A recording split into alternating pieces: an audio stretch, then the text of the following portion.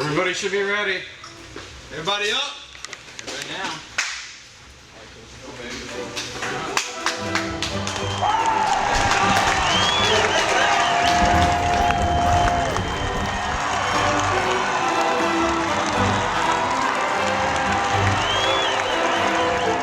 September the 7th, 2013 was a full 5 years after I had introduced the idea of exploring bringing Division III football to Hendrix. We started doing research and checking and found out that there were a fair number of students, male students from Arkansas, who were off at competitors. They were at Rhodes and places like that, and I think we just started thinking, well, why not here?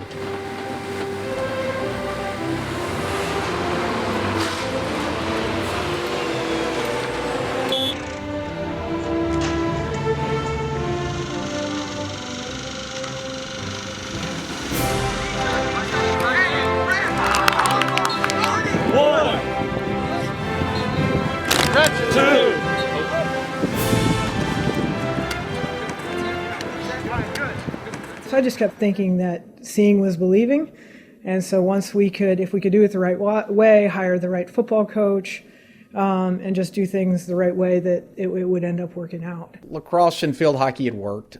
We had, we'd had positive experience with it. We had gotten good kids in. We'd recruited from all over the country, from California to New York. And so I think Dr.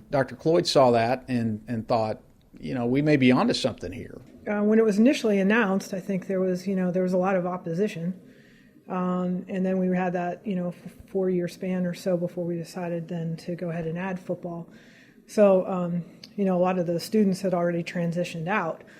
But there was still, throughout the alumni and everything, I think there was still a lot of opposition to it. The uniqueness of Hendrix is something that people embrace and respect, and it's something that I embrace and respect.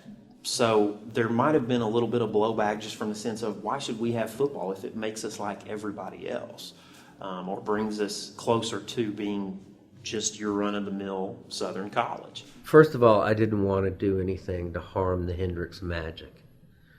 The culture of this place is magical. The idiosyncratic nature of our traditions, the uniqueness of the place, I wanted to make sure we preserved all of those things.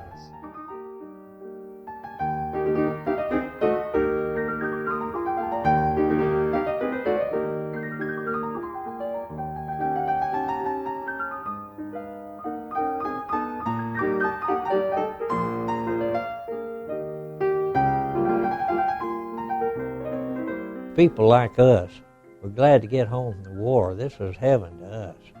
Most of our guys were 22, 3. Nobody had cars. Everybody was on campus. And all you did was go to the library and study and go to the football, basketball, track meets, tennis matches. We wanted to play. There wasn't any question about it. If you weren't on the football team unless you really wanted to. There was no other incentive. Not heard of today. We didn't have water on the practice field. You didn't drink water. That was mean you weren't in shape if you had to have water. Our uniforms would absorb water, and we'd practice twice a day. Well, your uniform might weigh 5 pounds more at the end of the day than when you started that morning. Shoulder pad, the pads were a lot different, a lot bigger today, a lot smaller than they were in those days. A bunch of OGIs and high school graduates came back to Hendrix after World War II. And Coach Ivan Grove put this together, and he had an assistant coach named Morton Hutto. Coach, in my opinion, was a great man in every respect, really. He was tough, sarcastic when he wanted to be, very kind when he wanted to be, but he could make you feel very small sometimes. He was an All-American. His punting record held for years and years in the NCAA. He had 2 degrees, and he was smart as he was terribly rough. In fact, all the players to his back called him Ivan the Terrible. What was the status of Hendrix Athletics when you came there? They had off and on, they had good, but they hadn't beat Washita College in 19 years. And for a while I thought those Baptists were going to keep going. But I finally beat them, and when I did start beating them, we beat them. You remember? It had just been announced that Little Rock Junior College had been accepted to the Junior Rose Bowl in Compton, California. And they were playing for the National Junior College Championship. The Arkansas Gazette had a rather famous sports writer named Spider Rowland. Spider says the only thing for Hendrix to do, they'd be a lot better off if they don't come. We came, and we won the ball game 12-0. I've been here. I was here when we dropped football before, and we dropped it for 1 year in 56, excuse me, and then they started it back in 57 we had it 4 years where we gave scholarships. I saw that transition, and I saw what we lost when we didn't have football. The 1 year was all right, but when we dropped it in 60, and I was still here on the staff, it was hard to explain what you lost, but you lost a certain individual that we had, somebody that could get hit in the mouth and get up and keep going, a spirit that was we didn't have.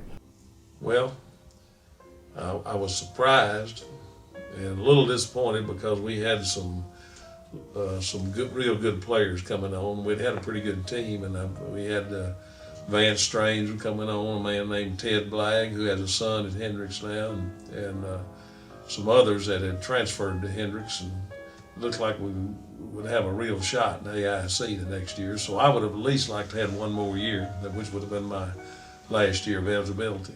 You can actually look historically and see that we played the Ole Misses and the Arkansas of the world, which now is kind of unfathomable, but that's who we had to play at times. And we would play, we would play and compete against very prestigious athletic schools that were a far cry from us in terms of enrollment and student population. Hendrix has never been a program that had the student body or the resources from an athletic standpoint to just go toe-to-toe with some of those bigger schools. I don't really know that it's fair for anybody in this era to go back and look at retrospectively why it was curtailed, why the program stopped for a time. Once that decision was made, the culture of athletics at Hendrix changed.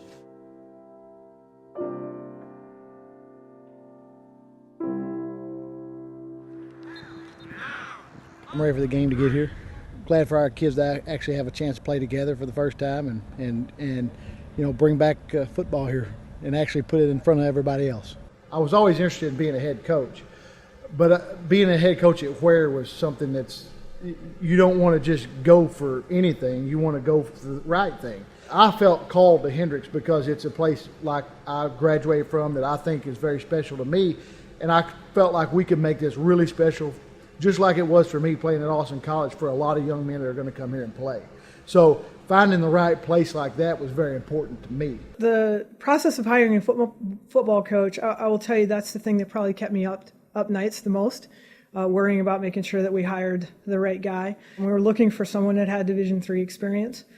We thought that was important, some sort of Division III experience, either coaching or playing.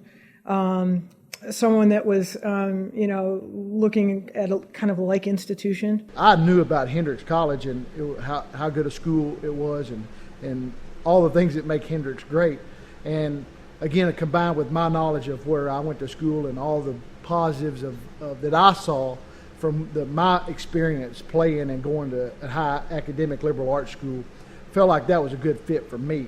To be able to put this in place and do it slowly and with measured success, that's going to mean a lot for the long term. There's no point in starting this program back up if you're going to stay behind the 8 ball for years and years and years. And I love the way we've integrated it. And I think Coach Buchanan's the right guy for this because he's a guy who knew about the Division III experience. He knew about the challenges and the unique struggles that it can create. And he's got the right mentality. I mean, he's a very laid-back guy, but he's emotional when he has to be, and you can see that on the sidelines and in practices that I've watched. I knew that if it failed, there was media coverage of it, and it was going to be a little harder on us if it failed than maybe something that was a little lower profile. And we just started with a plan, and that plan changed probably 100 or more times, and facilities would change and how we were going to do it and stuff like that, and it was fun.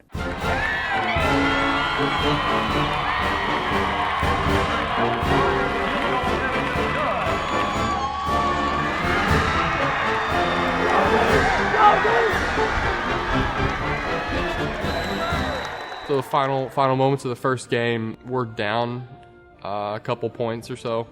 A field goal can win us the game. We are all holding hands on the sideline. We're just trying not to watch, but just waiting for the crowd to give us the hint of the field goal. And so, we all put our heads down, grab hands, and Steve kicks it, and it's right through the uprights.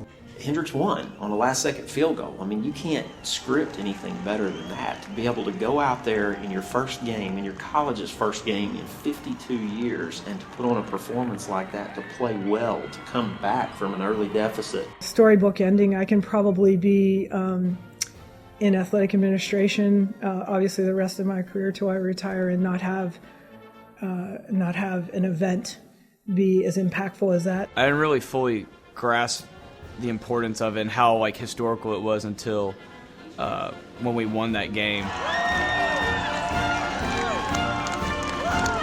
It was just awesome.